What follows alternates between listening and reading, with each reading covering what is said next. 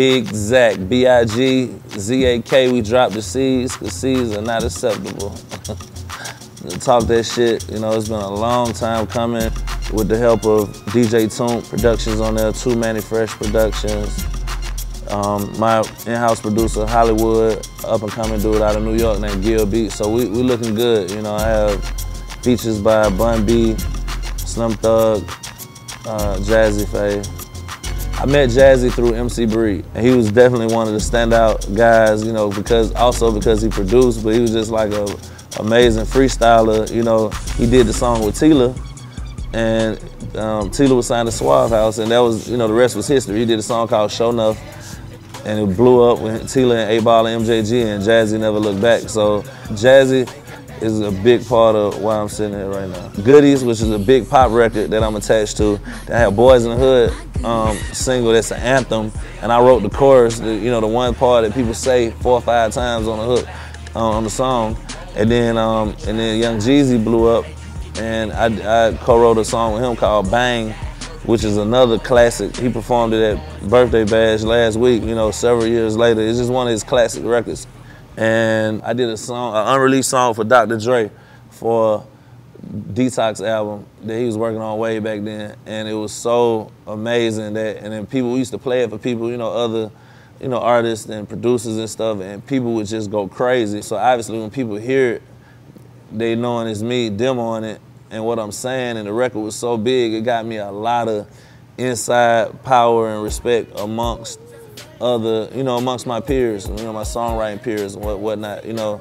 And then, you know, the stuff like the Nelly stuff started happening, so it was just a bonus, you know, just stuff kept adding, and it, you know, it made me a credible songwriter, you know, along with the personal relationships and stuff like that. But those 4 things right there is really what got me where, you know, I could ask for some money for me coming in to write a hook when my time was, you know, valuable. I would say that BMI awards, you win an award, you know, goodies, you know, because stepping on stage, getting an award in front of all your peers and some people you want to work with and the check writers and everything, that means something, you know. That's like having your song played, you know, at Clyde Davis Grammy party, you know what I mean? So it was big, you know.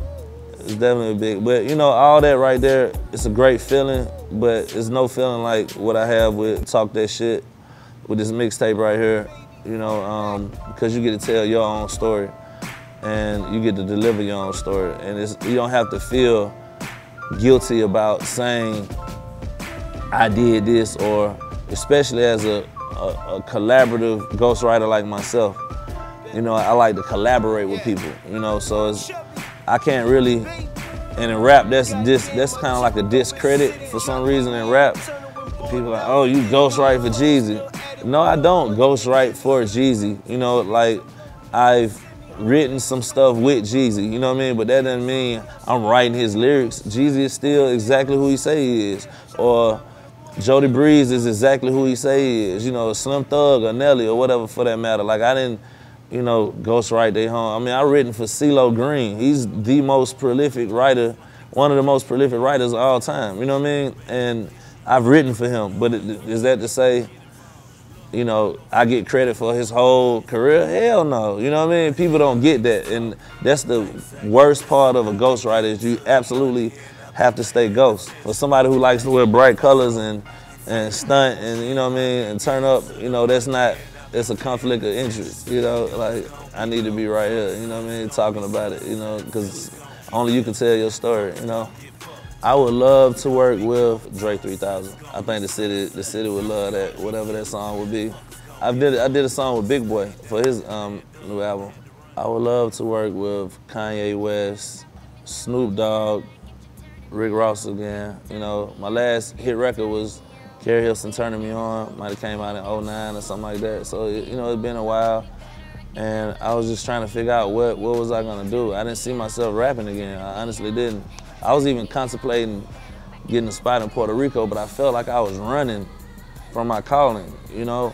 And I was sitting there and it just came to me. It was like, you need to give it another run. And so Talk That Shit is the product of that, you know, and I have 2 other projects that I'm already, you know, halfway invested in that's coming right after Talk That Shit, because you have to keep material coming, you know. So when you hear this, please don't think I done ran out of breath. You know, I can't wait to give it to you. I actually put a bonus on the end of Talk That Shit. Rich Forever, a Rich Forever song I did over Rick Ross's classic song, you know, that people shouldn't touch unless you really give it your all. I put that on the mixtape as to let people know that I'm coming. You know what I mean? Like I'm gonna keep coming. You know, and we ain't just it's not luck. You know what I mean? So, you know, like I feel like it's a great body of work, and we're gonna show you some great visuals. And I'm coming to your city. My big homies, shout out to my OGs, shout out to my player partners, my older homies kept it real with me. Who? My big homies. Who? My big homies. Who? My big homies. Who? My big homies. Don't loan them no money if you can't afford to give it, cause he don't pay you back, you gon' be ready to kill him. Now you caught you a body, now you stuck with a zombie. This your graveyard secret, it was all for the money. Now don't fuck with no nigga if he ain't part of your system. I don't care if it's your brother or boyfriend or your sister. Take your profits and tuck them in a discreet location.